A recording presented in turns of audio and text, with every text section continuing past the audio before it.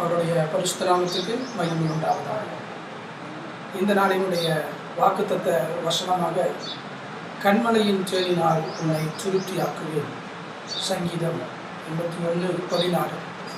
இந்த வசனம் சொல்கிறது திருப்தியாக்குவேன் என்று சொல்கிறது. வேதாகமத்திலே அன்னாலும் கூட பெனின்னாளுடைய நிந்தனையினால் திருப்தி இல்லாமல் இருந்தார்.